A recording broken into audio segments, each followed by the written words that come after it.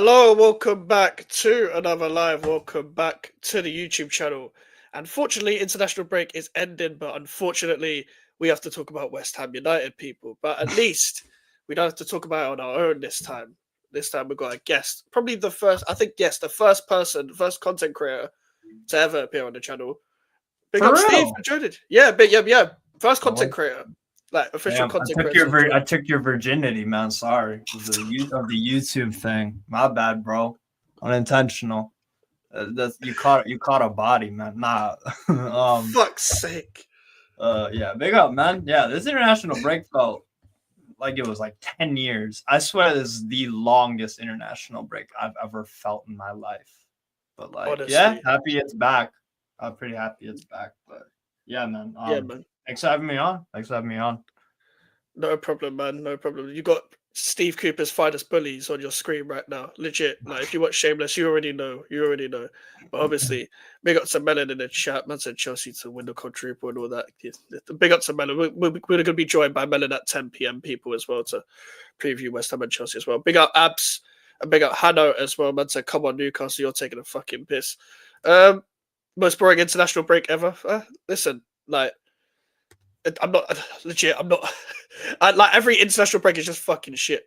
Like I'm glad we got to get past that theme of having three in a row. So now we can just focus on football until March, and we can. Well, we have to watch, as you said, we have to watch our club as well. But I can watch other teams as well. So just to distract me from the fact that I support West Ham United. But there's always alcohol. There's always alcohol. There's always the local shops that sell alcohol. So that might have to get used up very quick. Big up to Musty. Big up Mikes and Steve. Everyone like him to sub up and Steve say up the Villa. Sure, man. Oh, Villa, man. Need West Ham to get smashed so Lopetegui gets sacked and West Ham have the new manager bounce to beat Arsenal. Okay, so you're thinking 4D chess. The thing is, bro, even if we sack Lopetegui, we're going to get an Edin Terzic most likely. So, yeah. Not there's just a bunch of nonsense, let's be honest. There's no bounce with Edin Terzic. There's no brain cells in his brain that's bouncing around, and so that's not going to translate on the No, it's just your head bouncing off the floor in dismay. Legit. Yeah. That's a rent free. Said my influence is rubbing off people. Big pause, by the way. Big up to Melon as always. But last time we did a West Ham Newcastle preview, it was at St. James's Park, and we were 3-1 up. Funny enough, we were actually DMing each other during the game. You were like, I told you we were shit, and we were 3-1 up. And then we went 4-3 down after bringing that fat prick Calvin Phillips on. Yeah, that was like Weight Watcher. That was the infamous Weight Watcher Phillips fucking substitution. That was savage. Bro. That was a game-losing substitution. That was your local uncle appearing on the pitch thinking he's still got it at 43, bruv, in Power League. But that was what summed up that match. That was when Newcastle was struggling for a bit. We actually nearly turned around your season, like for a little bit. I think you guys won a couple games after that as well. So we're always here to help everyone else but ourselves. So that sums up West Ham quite a bit. And we were basically telling each other, I told you we were shit. And that kind of summed us both up at the time. Because even though we were at that part of the table, we were both absolutely shit. But what about now with Newcastle, Steve? Like, obviously, you guys didn't really invest much into the transfer window. You guys have been a bit hit and miss this season, I have to say. I feel like the loss was coming when you guys were actually going on that first unbeaten streak that you're going on, to be honest with you. You get outplayed by a few teams. But what have you made of Newcastle now, where they are at the table? Struggled pretty much all the way to October. Got some good results, obviously, because we're not in a terrible position in the league by any means. And obviously that 3 through 14 is like 2 or 3 points separating all of them. So one win could take you up to third one day, but then if you lose, you go back all the way down. So it all depends. Right now, I think we're eighth, something like that. Overall in the season, bro, the recent form is I want to see if this is real or fake. But I think if he keeps the same lineup, which unfortunately Tonali's not in that best, like the starting 11 right now. I mean, if we keep it how it is, which is, gotten us 3 wins in a row against Chelsea in the League Cup, the Arsenal, and then Nottingham Forest away, which was everyone was saying that was a tricky game. Nobody really knew what was going to happen there because Forest had been sick this year. So, look, we it seems like the best 11 right now is Pope, a 4-3-3 with Livermento right back, Lewis Hall left back, Byrne and Cher, and then midfield three of Bruno G, Longstaff, and Willock. And then Joe Ellington's been playing left wing, and he'll sometimes switch over to the right, and Gordon will. Wingers like to switch around. And then Isak has been getting much more involved in the play because you have someone like Willock that can drive the ball up the pitch, which is good. Longstaff, I don't rate him at all, but like he is bringing some good balance to the team. And Bruno G's is doing Bruno G things at a high level. So yeah, I think like if we pull up with that lineup, I feel pretty good about that. And if we, I just want to see how if a good run like this can continue. But before then, we were shuffling around a lot. Putting Blake Kelly at left back away to Bournemouth was not a good idea. I still think he does need to be introduced to the team for Dan Burn at left center back because of his recovery pace and athleticism compared to Dan Burn. But Dan Burn has been great in the air. Like it was no mistake that Chris Wood didn't score against Forest with his head or anything because Burn was doing a great job man marking him. So yeah, if overall like the past 3 games, I want to see if it's real. That's what it is. But like before that, I mean, we've had poor results at home to Brighton, drew 0-0 away to Everton, which you guys just did. I think it was a home game though for you guys. Did draw against Man City where we played well, but then got smacked up by Fulham 3-1. Got fortunate in the Wolves win away on that Sunday. They put that as the 4:30 kickoff for whatever reason, so a lot of people watched that. But yeah, we were dog shit a majority of that game, but Fabian Schär scored a screamer late, and so we won that game. Tottenham, pretty kind of sketchy, but it was an all right performance, relatively speaking. Defensively, we did well to shut down Tottenham. They didn't have too many obvious chances. We scored our 3 shots on target. We got 2 goals out of it.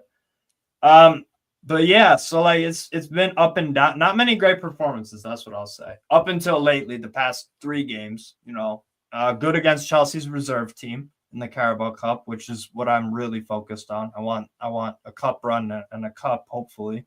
The Arsenal game, I never felt in danger at all. They never posed a threat, and we didn't allow them to. So I was calm the whole game because we got the goal early. And yeah, it was calm. Like we limited Arsenal, and then the Forest game we recently played Forest for the international break. First half was a bit 50-50-ish. You could say Forest edged it, or maybe Newcastle. Pretty 50-50. They had their chances. But then the second half, we really turned up, brought a lot of intensity and speed. And again, Joelinton, Gordon, Isak is our better front 3. And then Tonali got to come on as a sub, and we got even stronger. So, like, we've done well the past 3 games. We really have done well the past 3 games because we shook up the lineup a bit.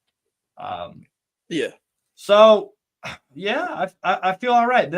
Look, what I want to see out of this game for us is you guys are in poor form, even when you've switched up lineups or haven't or whatever. And, like, we usually do all right against you guys at St. James's Park. We usually do all right. So, like, we need to convert on this opportunity to, put, 2-3 goals, have a relatively comfortable night. That's what I want to see. Because then the next games are Crystal Palace away have been struggling. Liverpool at home will lose that game because we always do. Brentford away, that'll be a great game for the neutral. But we do have a good record versus them. And then we host, Special Steve's Leicester. Like, the next 5 games, I'm looking at 4 wins-ish. Yeah. About 4 wins out of those 5. Maybe I would take a draw versus Liverpool right now because, again, we always lose to them. And, yeah, like, I want to see if it's actually real because in the previous, like I said, bro, 0-0 versus Everton, they're terrible. 3-1 away to Fulham, albeit they've been playing really well, but like, performances before that game, I was like, we're probably gonna lose or draw or something. So, I need to see us turn up and just deal with what we got to deal with on Monday versus West Ham. That's how I feel about it. Yeah, I never look forward to this game. Well, I never look forward to any game, but this game specifically, like West Ham haven't won at Newcastle away since Steve Bruce was in charge. That was the 4-2, He's- and I think that was the last win against Newcastle in general, by the way. Yeah. Because we drew at home in that season, and we drew at home, and then we got battered 5-1, got a draw away from home in that relegation. That's not like the thing is that 5-1 is technically the only game I've left somewhat early. I left on the 90th minute. I left when the fifth goal went in. Like I was like, okay, let me just catch. That was a weird game, you know. That was a weird game. We started well in that game. Started You well, and then we just did. got run over. Like it was that. We took Moyes every was chance in pretty much in the second half. Yeah. That's what it was. Yeah, and Fabianski being Fabianski in that game. Like the thing is, Fabianski's a very good goalkeeper for us, but it was just that specific game. Oh my god, he was like at fault for basically nearly all of the goals. Like that goal for Isak when they're both just standing there with their hands on their hips became a meme. It's always at West Ham where a specific goal becomes a meme, especially at home. You gotta love it. Yeah. Gotta love West Ham. But in that season, we won the Conference League, so nobody gave a fuck about the fact that we got battered in that season. Even though I don't have short-term memory loss, unlike most of the fan base and most of football in general. But since then, also last season, we bottled a 1-0 lead against Newcastle at home, make it 2-2. We shouldn't, like, people were happy with the draw in the end. We shouldn't have even been losing in the first place because we had you guys in that first half. But even then, it was typical West Ham. We're going 1-0 up and then sitting back, as we always do. With everything, we think it's 1-0 to the Cockney boys. It ain't going to happen all game. And what was it? The game, that 4-3, as we touched on earlier. So West Ham don't win against Newcastle anyway. We've never won against Newcastle that much. And the thing is, every time I go into previews with people, I always tell people this is going to be your easiest game of the season. They're like, no, it's fine. I've said this to Chelsea fans. I've said this to many fan bases. And then you see West Ham play. Only Eric Ten Hag's Man United lose against Lopetegui. Only like Ipswich Town away. Like we beat Palace away, and that would have looked like a good win at the time. However, look at Palace now. They've only beaten Tottenham Hotspur.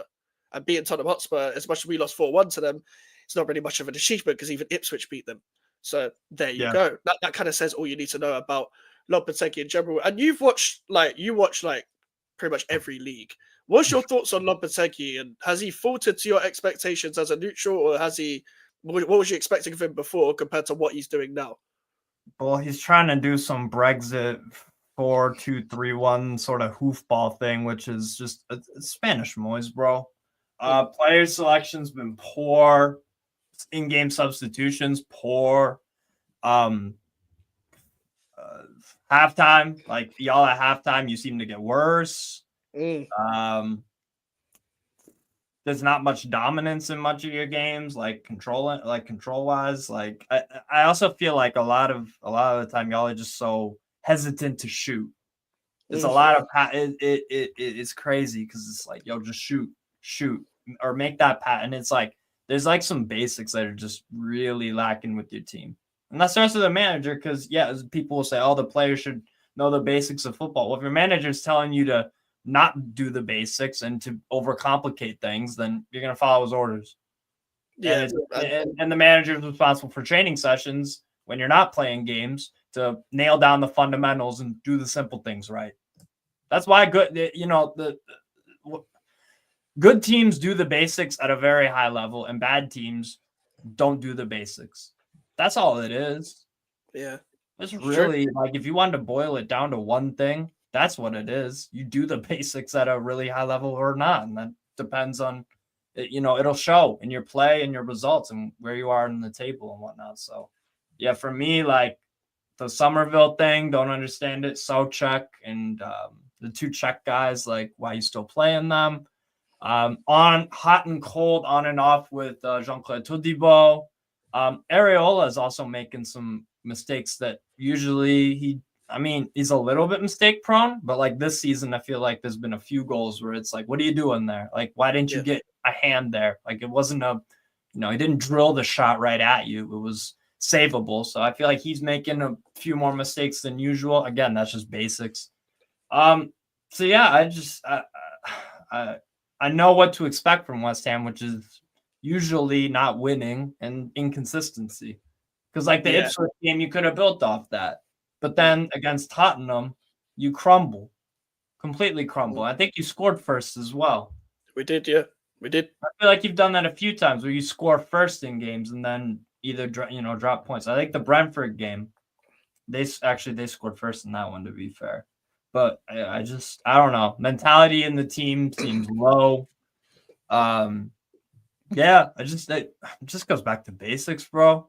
Like put your best 11 out there, and the tactics. Like he's not doing his thing that he was branded to be, just like nice possession football, and it's just it seems like he's I don't know if all the West Ham managers do this, but I feel like you guys have been playing long ball for so many years, like because of Antonio. Like, okay, Antonio's a decent player. I like him. He scores some cracking goals. Hard worker. He's got some good attributes, but like that's not someone you want to make the centerpiece of your team's play. There's a difference between having a focal point in the team and then abandoning whatever game plan you wanted to do and then catering it to one player. If you're catering it to Haaland, that's one thing. He's the best striker in the world, arguably best player. Mikel Antonio is a decent Premier League striker. That's it. Yep, facts. So that for me is the one thing. It's like because you can play some nice ball at times, but like very conservative long ball stuff to suit Antonio again, who isn't like a 20, a goal season striker. It's like, well, that's part of your problem. You're not playing to your strengths. That legit, like what we've been saying for forever. Like, I feel like I've seen the same West Ham team for forever, throughout my whole life. Because for all my life, I've pretty much seen 4-2-3-1. That's pretty much what every manager's played. Even Allardyce was more of a 4-4-1-1, whatever. But still, it was like Kevin Nolan just behind Andy Carroll. But it worked for a certain extent and it stabilised us. Cool. Bilic came in 4-2-3-1, Lanzini in the 10, Payet off the left first season. Then when Payet left, Bilic's whole fucking footballing IQ left because he didn't have one. It was just Payet. We had good players, don't get me wrong. Like Kouyaté, great player on his day. Noble, decent midfielder on his day. Antonio, obviously, when he was a bit, when he was like not an OAP. Lanzini, when he wasn't injury prone, like when he was fit, probably one of our best players. Goals. Yeah, like Aaron Cresswell was decent for a couple of seasons. Like we had some good players. Winston Reid was injury prone, unfortunately. Ogbona's a great centre back, but again, injuries all the time. I feel like you see the same thing at West Ham all the time. Is that you build all this hope up, and this is probably the best squad I've seen at West Ham overall. Yeah, but it was still not playing to our strengths, as you said. It feels like a hybrid of I'm going to pass it sideways for a bit, and okay, nothing's working. Let's just put it down the channels, which is pretty much what we were seeing last season. Pass it sideways a lot, pass it slow. I think he thinks this is a different league. Like in the Premier League, you got to play it quick somewhat. That's how you actually get goals in this league. Playing it quick, no matter what style of play you actually play, whether it's on the counter. You have speed in you have guys in your team that are quick. Exactly. It's not like you have a bunch of slow, more technical wingers. It's not like you have freaking like Joaquin from Betis who wasn't quick, but like my God, he could dribble and pass and all that. It's like no, you have Somerville. That guy's quick.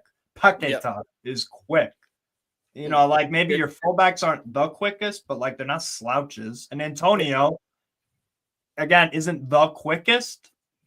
He doesn't have that quick, like off the line quickness, but like when he gets going and you're trying to it's hard, bro, because he's got the physicality. But and the way you're using Guido Rodriguez as well changes a lot. It seems like Lopetegui like went out of his way to sign him, I believe, and it's like 8-6.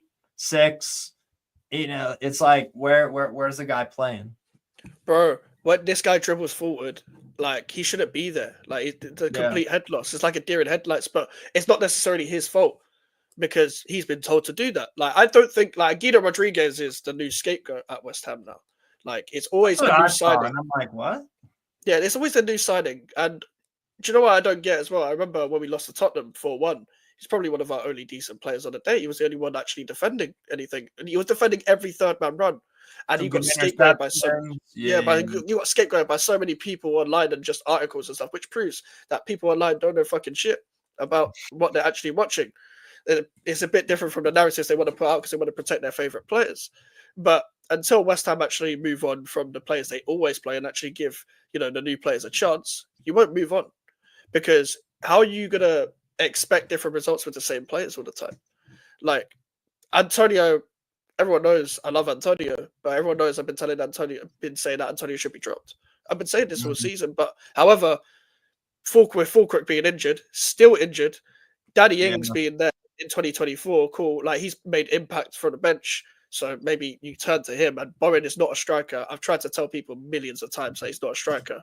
And even when he was playing up front, when he got all those goals, basically all the goals he was getting were from the inside channel on the right. Like that's where you want him.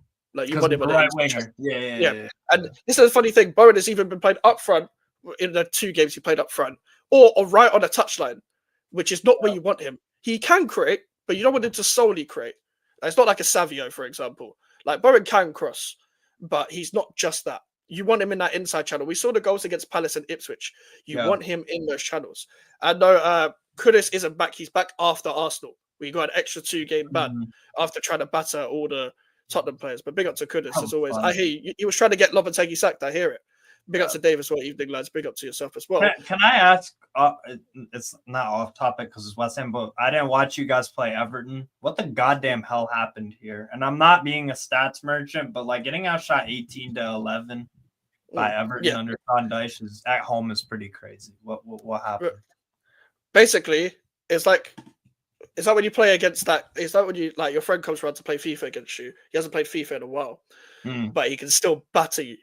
It's like that, but that was Everton. That was Everton right there. They look like they haven't played football since the 60s, but they were still like just being crossing merchants and just that's all they were doing. And despite Todibo trying his very best to keep everything intact, which without Todibo we would have been like 3 or 4-0 down. Like legit, they were just headering the ball, and just Fabianski just had to like put his life on the whole line pretty much to try and keep us in the game. And it was only until Danny Ings came on where we started peppering Pickford's goal, because the other shots were just side netting. We couldn't create against the Sean Dyche Everton team, which Sean Dyche, cool. Everyone knows Sean Dyche is a decent manager if you want to survive relegation, but Sean Dyche is kind of overrated in a general speak in terms of football, just because he is the unfashionable guy. People want to back him even more because they like an underdog story. But let's be real here. Sean Dyche isn't that much of a magician tactically to keep like every defense, like every attack, just that's what big clubs have always looked at him as. Hence why he hasn't ever gotten a job at even like a club like, I don't know, what's a decent club that could challenge for Europe? Oh, I don't know, like a Tottenham or Newcastle. Yeah. He was never like, if Newcastle sack Eddie Howe, if Emery gets sacked from Villa, Postecoglou gets sacked, Dyche isn't ever going to be in any of the contenders. It's going to be someone abroad or someone up and coming. It's not going to be Sean Dyche, and people are going to be like, well, up and coming coaches is not always the way. It's not always the way, but there's the right up and coming coaches out there that are way better than Sean Dyche. And that was one of the games where it's like, you're kind of just being one dimensional. Like Everton are Everton. Like they don't score, but they don't concede. So they're not going to get relegated. They'll just draw a lot for them to survive. That's what will happen all the time. That's why they never get relegated. Because as much as they don't score, they don't concede. And Branthwaite's back as well. Despite Branthwaite being back, that was his first game back against us. We didn't pepper Everton. If you got Somerville, you Trap House Tarkowski, by the way. Yeah, exactly. As well. Shit. Yeah. Like Tarkowski hasn't been good since he joined Everton, really. Yeah. He hasn't been the same Tarkowski like that was with Ben Mee when he was like, like all that Burnley back for that. Everyone. Yeah. When they were getting Europe and then mid-table and stuff and lockdown and stuff. Like this is the problem with us. You've got Somerville, you've got Kudus, you've got Guilherme. In fact, he's just made a couple of appearances. Bowen, and that's it. Even if you don't have anyone up front, your wingers should be scoring. Why aren't your wingers scoring? Because they're not being coached. They don't even look like, and I said this before in multiple shows, if you don't even look like you know what you're doing off the ball, something's wrong. Off the ball. Like off the ball, everyone knows what they're doing off the ball. We don't know what we're doing. We're high up, like, and then we don't press. And then all of a sudden, the defensive line's high, and then the midfield line is preparing for a low block. So everyone's like this. Everyone's right next to each other. So one ball over the top. Yeah, one ball over the top, you're through. That's how Chelsea battered us. That's how we got battered against Tottenham, by getting hit on the counter against Tottenham, by a side that lost at Ipswich, a team we beat. And you can say that's the Premier League. Everyone beats each other. But seriously, if you can't turn up in the Tottenhams and the Chelseas, and like, only London derby you turned up was the Crystal Palace, and we don't even count Palace as a derby like that. These are the games that you need to turn up in and show that you really, really care. Show that you really care. And you're coming up against managers like even like Postecoglou's under pressure. Enzo Maresca's first season in the Prem. Like, I guarantee if we come up against like Brighton, Hertzler's first season in the Prem, we'll probably get battered like we always do against Brighton. Yeah. Like, you can't be getting out tacticked by every manager. Like, you didn't even out tactic in Kieran McKenna. You had better players. You had better players. Right. Their defenders are fragile. And guess what? They had Calvin Phillips. Shook. They had Calvin Phillips. They had Ben Johnson. Shit players. Very, very shit players. Yeah. Ben Johnson, I'm Ben Johnson's biggest hater. I was very happy when we beat him. So, not good. But back onto this game, like, what is it about St. James's Park that is so hard for teams to go there? And it's just like everyone's afraid of St. James's Park, even though Brighton won there and Liverpool have a good record there, for example. Like, teams like Arsenal, for example, they never like going there. West Ham don't like going there. But you drew in Man City.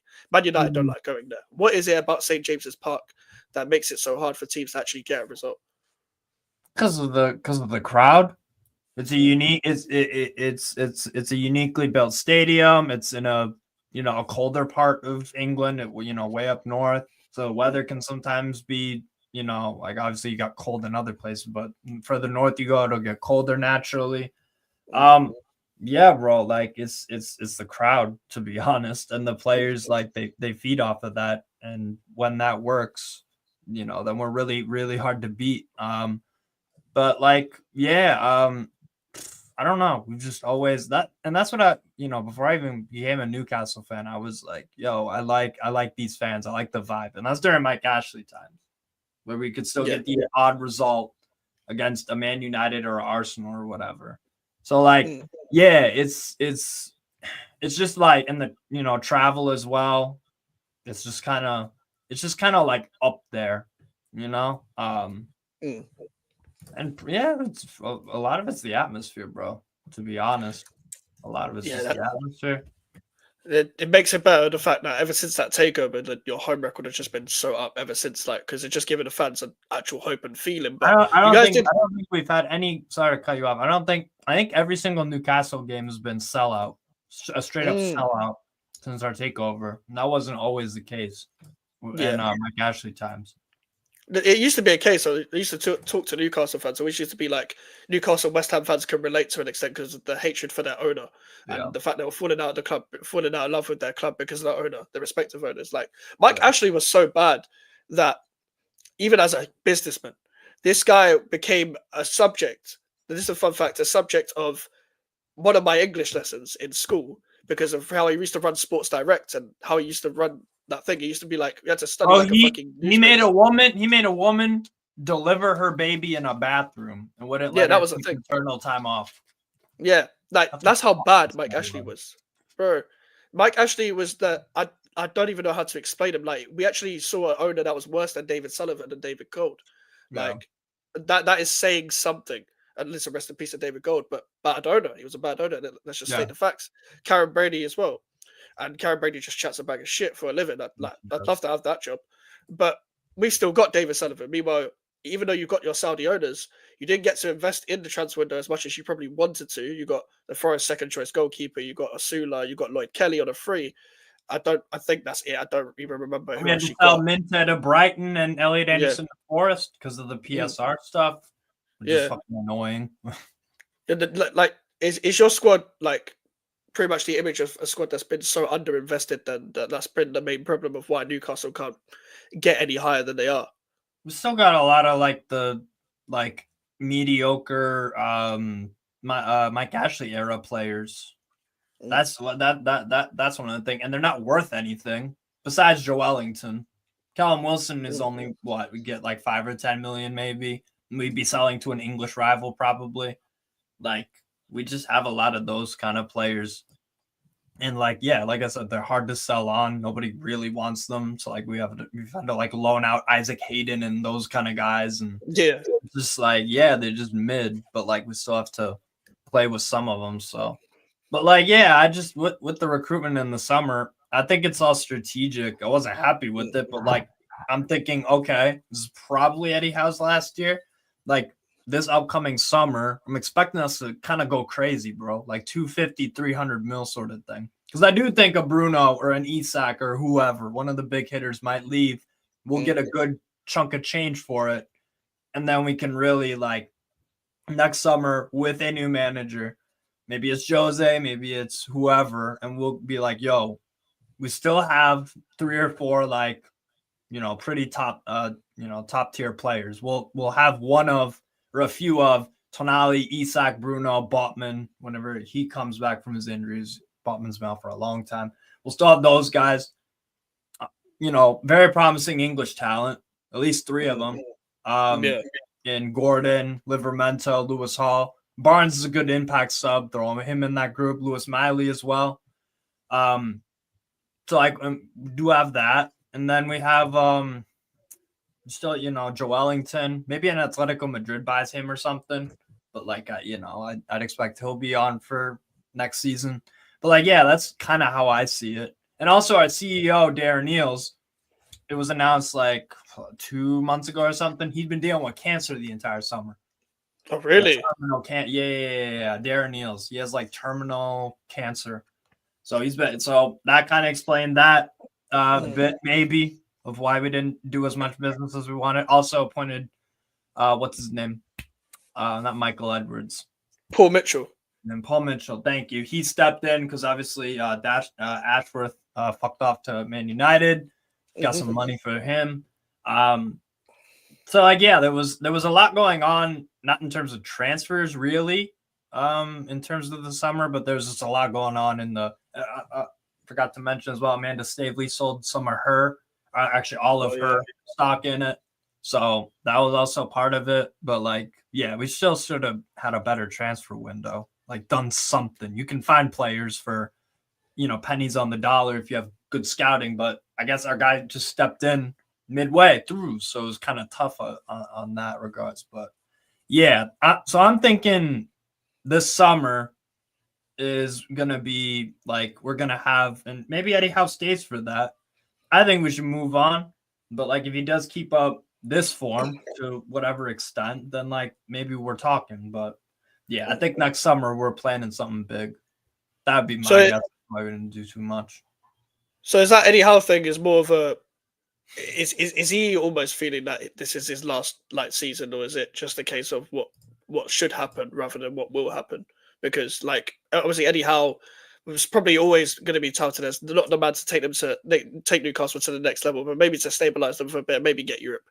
And he got top 4 obviously with that squad, but he's pretty much got the same squad now. There's only so much you can do. Yeah, cup final as well. There's only so much you can do with that squad. I think Eddie Howe can be a very good manager under a team that constantly invests. Don't get me wrong, but probably not where Newcastle wants to be under your ownership specifically. But do you generally think this could be his last season then, depending on where you finish in the table? Yeah, I think so. To be honest, I mean, if we finish 4th or whatever, or 3rd even in some fantasy world because we don't have Europe, maybe maybe. But do I think we fit? Probably not. Just because again, I think he's loyal to a fault to certain players, like a Longstaff, because he's performing right now great, but there's a reason why we bought Tonali, and there's a reason why Bruno starts, and why Joe Willock and Lewis Miley, and etc. So it's that at least he told Almiron to fuck off. That's great because he's only started maybe 1 or 2 games this year, if that. Then he's developed Lewis Hall really well. He's developed Livermento really well. A lot of players have improved, but there is only a maximum you can do, especially with the window we had where everybody else around us maybe they didn't get better because you guys did make signing. You attempted to. You just recruited the wrong manager, and there's still some faults in your squad, but at least you tried to do something about it. We brought in Lloyd Kelly, decent center back for free. Okay, not a game changer, but whatever. Did need a center back. That's cool.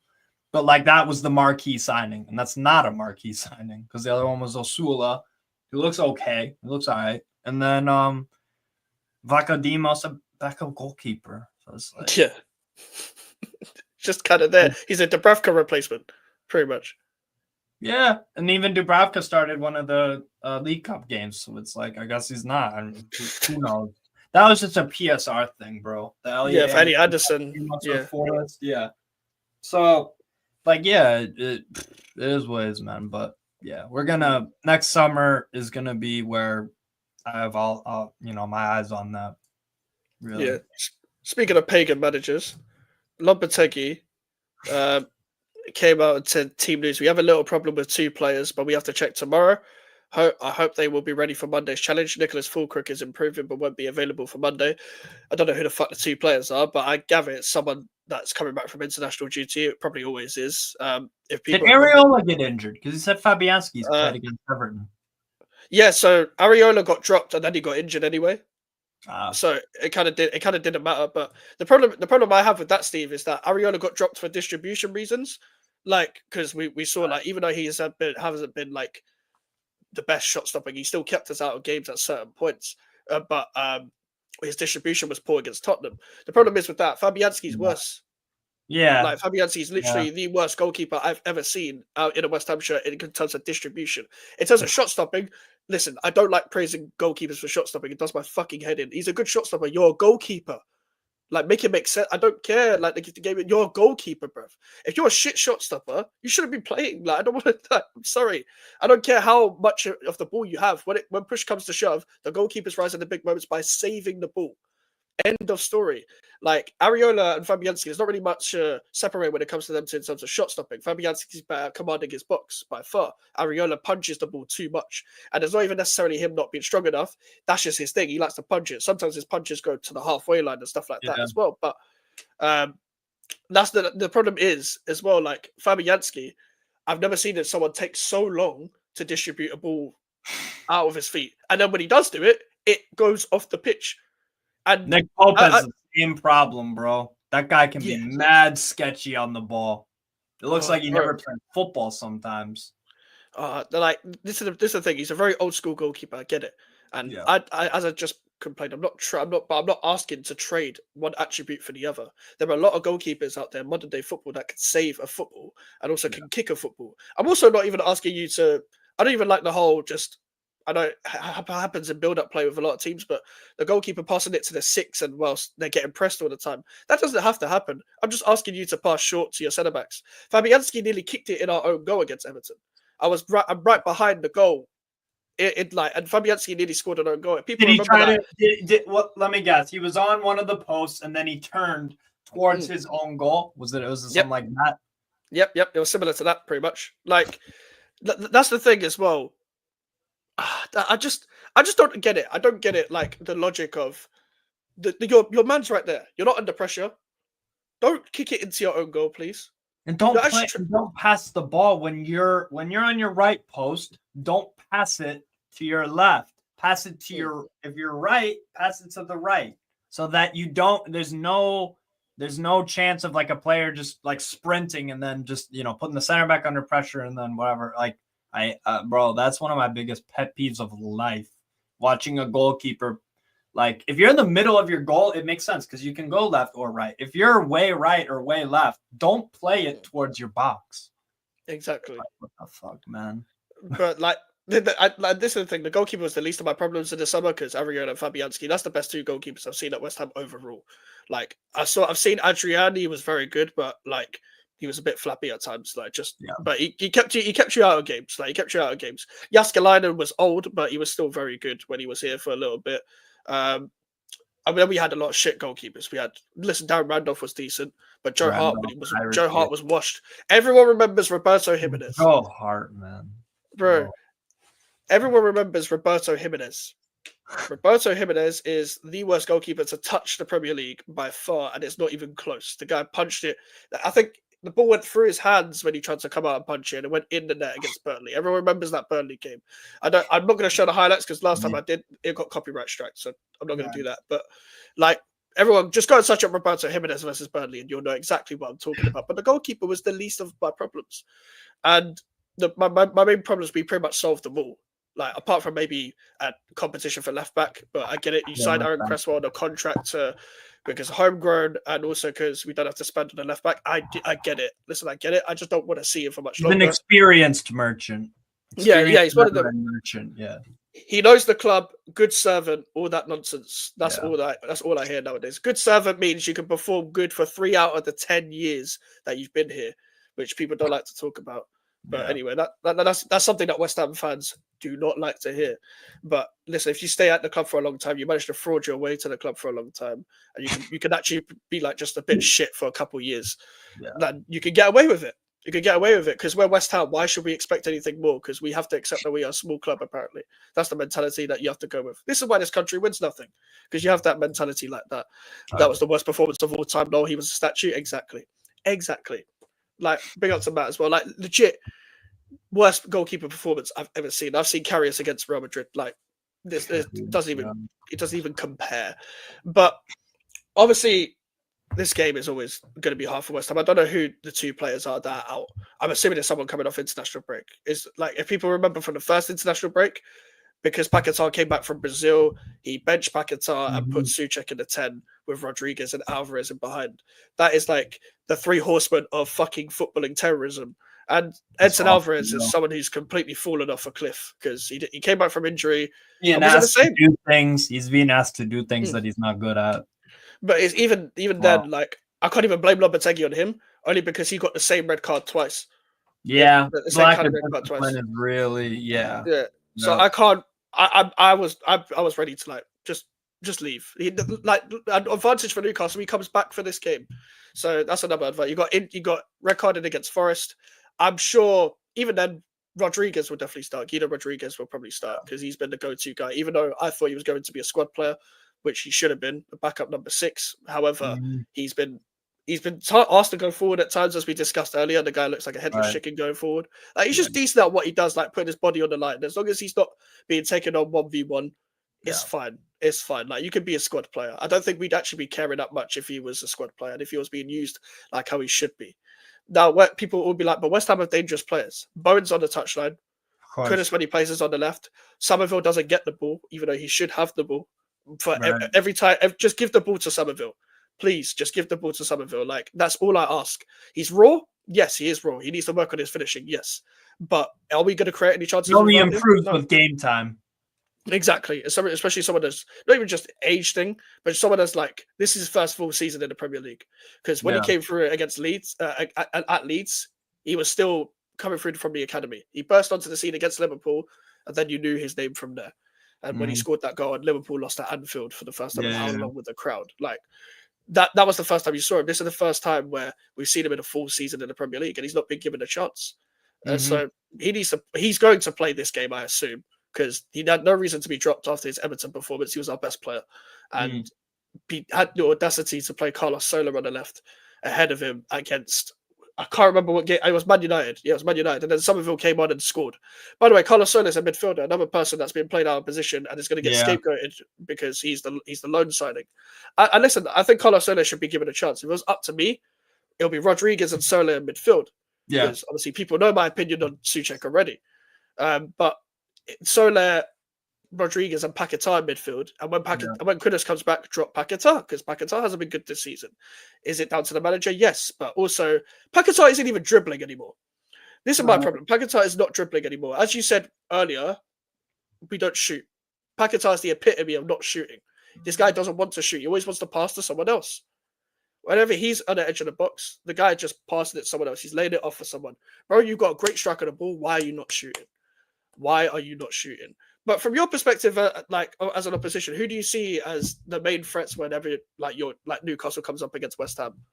Oddly enough, it is Antonio, just because a lot of goals we've conceded this year have been centrally, where someone gets in behind or whatever. So ironically, Antonio could be a threat in that aspect. I mean, Paquetá can do something out of nowhere. Has he really done that this year? No.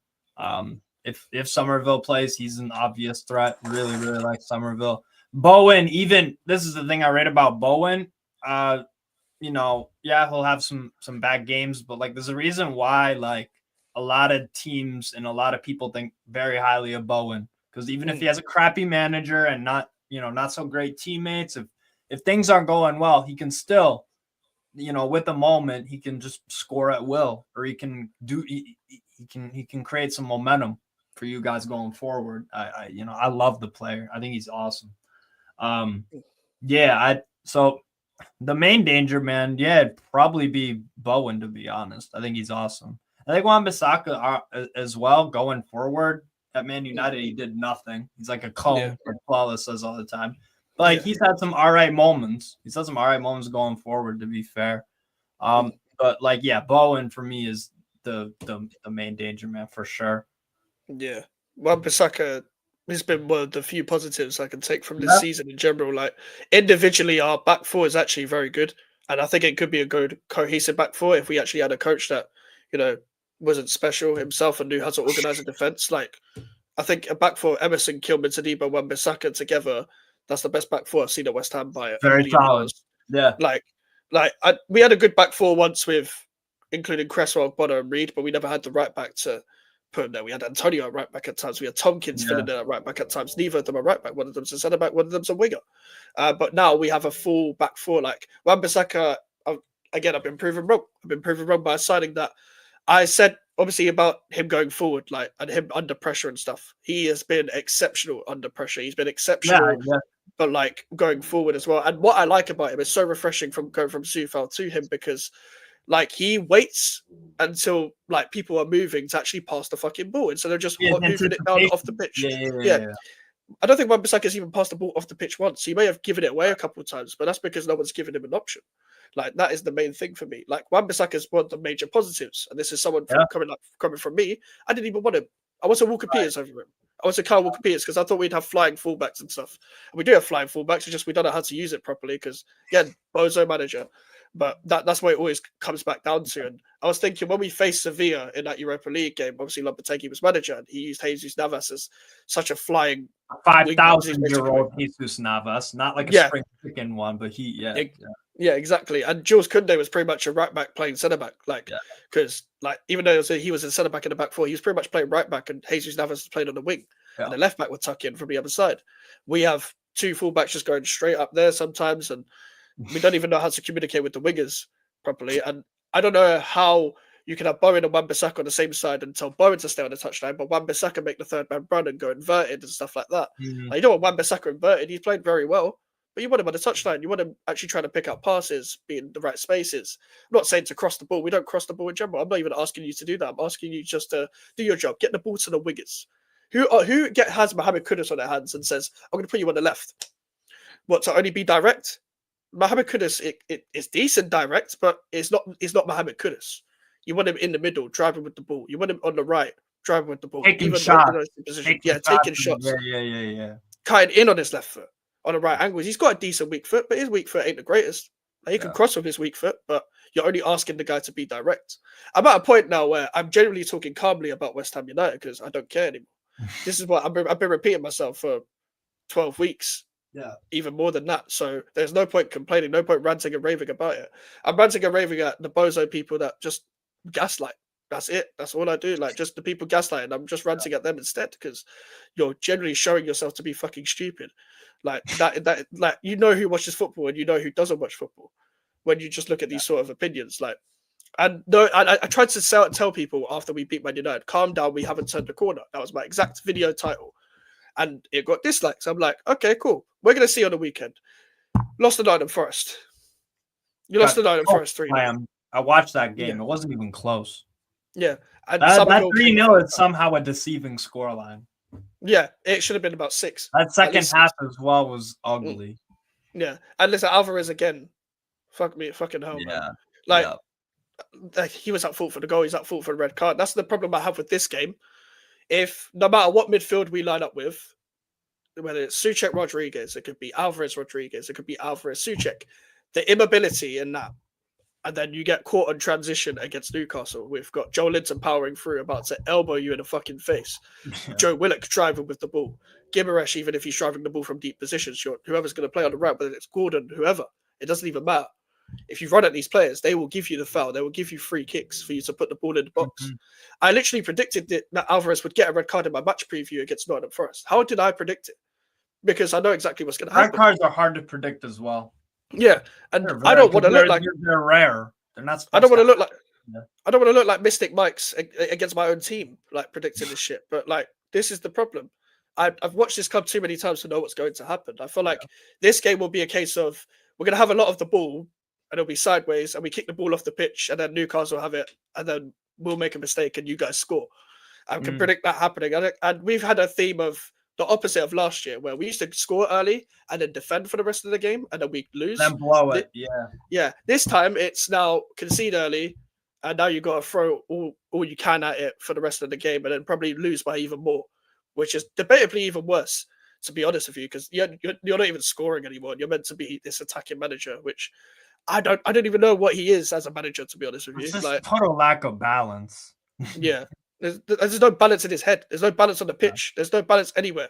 Like, I don't understand what he's trying to do, and people always say give him time. I ain't giving shit time if I ain't seeing anything. Like, if you see something, you need to see something to give time. Hertzler has just got into Brighton. You can see what he's trying to do. Same with Maresca at Chelsea, etc. Like, there's new managers that we've discussed this so many times before. Like, with Lopetegui, we're not seeing anything. We're just seeing players kind of just run around. It's like they're coaching themselves almost. Like, they're trying to figure it out themselves. Which, if I wanted the senior players, I'm like, forget what this prick's saying. Yeah, I'm coaching the team now. This is what we should do. Yeah. He may pick the team, but we're going to pick the positions because he can't do shit. He may sub us off, but he can only make 5 subs. So be prepared. That's what I do. That's what players have done that before against teams. Like, if people don't know, like, I always refer back to the Crystal Palace team that got promoted. They had, I forgot the guy's name. He went to Bolton and he was like a Dougie Freeman. Dougie Freeman was the manager. He then went to Bolton, and that was the style of play that benefited Balassi and Zaha. Ian Holloway came in. He played a different style of play. And Balassi, Zaha, all the senior players are like, we're just going to go back to how Dougie Freeman plays. And that's exactly what got them promoted. Like, this stuff happens in the changing rooms and stuff like that as well. And if I'm Bowen, if I'm Kudus, if I'm Paquetá, if I'm even Antonio, I don't want to be playing my last years of career like this. I don't want to be playing like for the relegation battle so much longer, especially with the talented squad that we have. And I'm sure Especially Newcastle after players you have a good transfer window as well. Exactly. And this is the problem. Like, people thought the transfer window was going to translate into, the performances on the pitch as well, because the problem is just because you have a good transfer window, it's not all going to translate into a good performance straight away. A good cohesive starting 11. Lopetegui. Yeah, exactly. And they're not all going to gel together straight away. I said 10th and a style of play. Give me 10th and a style of play. And we're not getting either of that. We're not getting either of that, like, anytime soon. And I'm sure Newcastle players are not to the same extent, but thinking, especially the Isaks, the Gimareshes, and maybe the Gordons, maybe Tonali or whoever. Tonali. Yeah, they're thinking we can't be playing like this for much longer. Like, as the squad not even the squad you have, but the players you have individually. Like, even the Livramento's, like, he's exciting. He's like, he's tremendous. Like, that's a fantastic signing.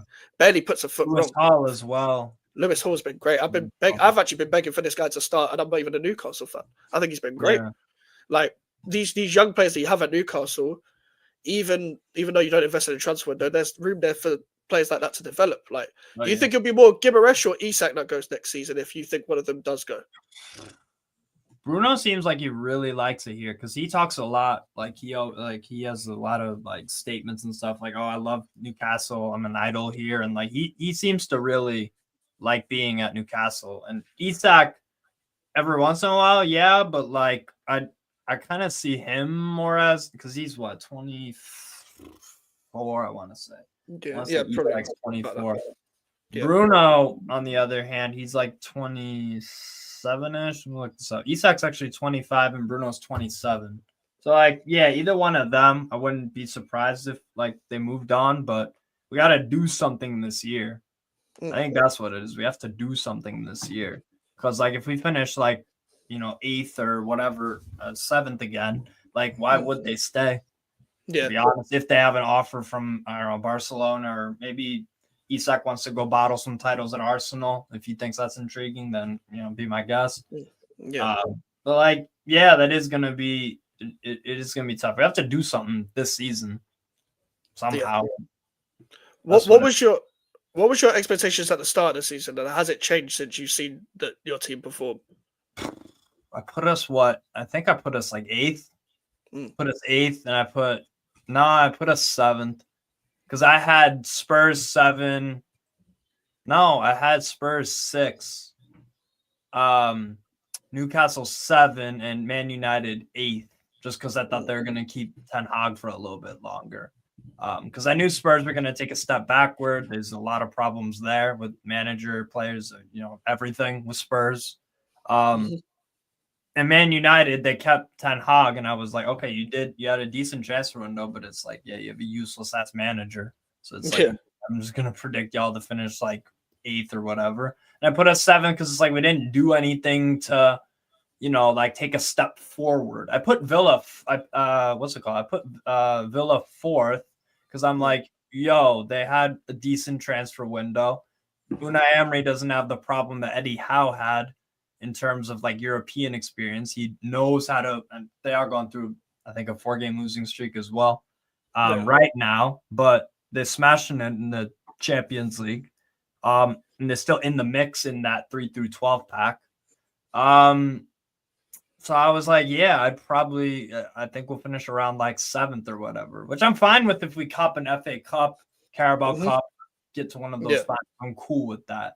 But like we didn't do anything. We kept our assets, which is great. We didn't lose an Isak or Bruno or whoever. But like, we didn't do anything to upgrade our squad. And when you stand still, the best case scenario is you stay where you were. The worst case scenario is you regress. And who knows with Man United now getting Amorim, who knows with, Tottenham, and, I wouldn't be surprised if Ange got sacked mid-season. They bring in someone and they go above Newcastle. But like, I predict this is about like 7th-ish, and I think we'll probably end up around there. But this is the thing. Like I said, our next 5 games, I'm expecting 4 wins if we can keep that same 11, that same style of play, which I think Eddie will do. That's one thing Eddie Howe is pretty good about. He does, when there is a winning lineup, he keeps it the same. He doesn't overcomplicate things, which is fine. But like, when we need to switch up the lineup, we've got to come up with a solution. But like, our next 5 games, we host you guys, away to Palace, host Liverpool, away to Brentford, and hosting Leicester. Again, that's looking at 4 wins out of 5. We can just keep our mojo going. Fair enough. Like I was looking at my predictions at the start of the season. I pretty much predicted the exact same. I predicted Villa 4th, Newcastle 7th, and Man United 8th. And people were like, "What, Man United 8th, bro? You're Ten Hag, bro." Like I don't need to explain much more. I legit don't need to explain much more than that. I predicted us 10th, of course. I also had a few shocking predictions that I'm not even going to talk about until we get to the end of the season, because me and predictions don't go well. But lastly, Steve, what's your score prediction, and what kind of lineup do you expect to line up at Newcastle? It'll be I don't think anyone's injured. Eddie Howe said that, like, what's it called? What's his name? Wilson probably won't be. Botman's still long term. Yes. No Callum Wilson. Thank God. Yeah. Thank God. He does love scoring against you guys. The problem is we have Isak. That's the big issue. Isak has scored in 4 straight games in all comps, 3 in the Premier League. So I'm looking at it like probably a 3-0 with the way you guys are playing. Probably about a 3-0 Newcastle. Because I know Isak will score for me, and I know 2 other guys will stand up and chip in, because Gordon's delivery from out wide, he had a very bad start to the season. It looks like he's getting better. I mean, the cross for the Isak goal against Arsenal was superb. Brilliant. The dynamite ball, man. Honestly, it was special. And like Joelinton left wing has been working really well on and off the ball. I think that, he won't like against Wan-Bissaka, he won't like challenge him like dribbling ability wise, but like physicality, he can definitely give Wan-Bissaka some problems, and drift a bit centrally and hold up the ball and play in Isak, because Joelinton's had like I want to say 2 assists this year. One of them was the Tottenham goal. That was the game-winning goal. So he's been very good. So I'm thinking like a 3-0, because it's like I don't see, if you guys can't score against West Ham, if you guys can't score against who are the other ones? Fuck. Who else did you fail to score against? Forest. You failed to score against Everton. Yeah, Everton, Forest. You did score in all the other. Chelsea. Yeah, Chelsea. And that's it, I think. Yeah. And those have been recent games. And against Everton, did you ever look like scoring? Not until Danny Ings came on. Not really. All right. And to be honest, like even though we had chances, but it's one of them ones where like they could have gone in, but you knew they weren't going in, sort of Right. thing. It was one of them days. It was just one of them days where like Pickford turned into like one of the good times that Pickford actually turns up. And like Fabianski did the same for us, pretty much. It was just a game of two goalkeepers, sort of thing, and that makes it sound like it was a good game. No, it wasn't. No, it wasn't. If you were neutral, I think, yeah, I'd check up on you after that match if you generally chose to watch that match afterwards. But I predict a similar result to happen. I don't do this whole heart prediction versus my head prediction. I do I hate realistic that only. shit. The 'Cause fuck you that, know man. what they're gonna say. You know what Yeah, they're gonna yeah. say. My heart says win. My heart says win. My head says draw. Yeah, exactly. It's so Like, bro, fucking can you dumb. give me a prediction? Yeah, like, bro. You're putting I'm so- 100 grand down. What would you predict? Yeah, And I'm that's going how with my I heart feel. with this prediction. Like Yeah, with the money in your hand, like, bro, if you're losing right. all your money for a reason, bro, it's the reason why you're broke. But like that's the thing with West Ham. I only predict losses and draws, so I'm going with 2-0 Newcastle. And to be honest, I'm being nice. Like it actually Mm, kind of depends on whether you guys finish your chances or not. yeah. To be honest with you, because even though there's been times where I've watched you guys, I'm like, you guys are so much better than the way you're performing right now. Like, and you can score a lot more. Even with the underinvested squad, you still got Joe Linton, Willock. Like Willock is probably one of the most underrated players in the Premier League. I know he's been Nice injured player. for the past couple of years, but He is that Indian. Willock, Joe Linton left hand side that got you that top four when he kept swapping around, that was Yeah. just brilliant. That was brilliant on and off the ball Yeah. because two midfielders working hard, but two midfielders that can put a threat down the left hand side. Yeah. And everyone knows what Willock's been like since he's been at Newcastle, pretty much like from that loan spell to now, he's been great. So big on to Willock. But like with Yeah. West Ham, we like if the whole thing is true about Newcastle and Arsenal being the results that they think that Lopetegui can turn around, then you might as well just sacked him like 2 weeks ago. And these are the fixtures coming up, people. Newcastle away, Arsenal at home, Leicester away, Wolves at home, Bournemouth away, Brighton at home. It doesn't look too bad after the Arsenal game, but at the same time, Bournemouth tend to have a decent record against us. Brighton have a They're great playing record against lovely, us. lovely football, Yeah. and they're getting some great results as well. That's what happens when you hire actual coach when nobody expected you to sack the previous coach. Look at Gary O'Neill now. Look at Iraola now. I know Iraola's had investment, but there's a lot more managers that can get way more out of that Wolves squad than Gary O'Neill can. I've been telling people for a very long time. And this is the thing, we come up against Wolves at home, and that'll probably be another stinkfest. And I don't know why. Stop putting us on Monday Night Football. I don't want to actually go to the ground on a Monday night and come back home on Monday 10 p.m. and then I have to eat like and late and shit like that, bro. Yeah. Stop putting us at 8 p.m. just because we're not in Europe anymore. They put us at fucking shit kickoff times. I don't care if it gives us a 6-day break. It doesn't make a difference. Like, we've got Leicester midweek and then we've got Wolves on Monday. Cool. But listen, people, we're back live at 10 p.m. With Melon as well, talking about West Ham and Chelsea, just previewing the games coming up. Steve, what have you got coming up? Just some watch-alongs this weekend. Bayern München, Augsburg tonight. I'm dual streaming that with my guy Liam from the Bayern View. So I got that today. Tomorrow I'm doing Valencia, Real Betis. I might do one of the 3 p.m. EPL kickoffs, but I know I'm doing AC Milan and Juventus at 5. I watch Spurs and City, but Milan, Juve, I'm there for that. Yeah. And the 8 o'clock game, I might do probably Rams and Lyon. And then Sunday, probably like another watch along or two. And then Monday, same thing. That's what I got going on. Just a bunch of watch alongs, really. Yeah. Thank you for having me, man. Good chat. No problem, man. No problem, man. As always, listen, Steve's link is in the title as well. So if you want to subscribe, literally just click on the link already and it will take you to a new tab, but it won't interrupt the video. But yeah, make sure to join me at 10 p.m. people who've got Melon on the channel. I might be on Omar's channel at 9 as well. So we'll just keep afloat, people. Just keep your tabs open and shit like that as well. Obviously, match reaction out on Monday. Kind of do a bit different because we usually have the show on Monday with Alfie, but it'll be a bit of both. Yeah. So unfortunately, we'll be reacting to West Ham Newcastle on Monday, and then we have the normal schedule in the midweek. Might have some watch alongs along the way, people. But thank you guys as always. We're on the road to 1K, people. So you haven't subscribed, please subscribe. That 1K is coming very soon. Hopefully, we can get 700 before the end of the year. But yeah, make sure to like the video, people. Make sure to subscribe if you are new. Social medias are in the description if you want to follow me at GVR Mikes on Twitter, Instagram, and TikTok. And yeah, I'll see you guys tomorrow in a bit. Peace.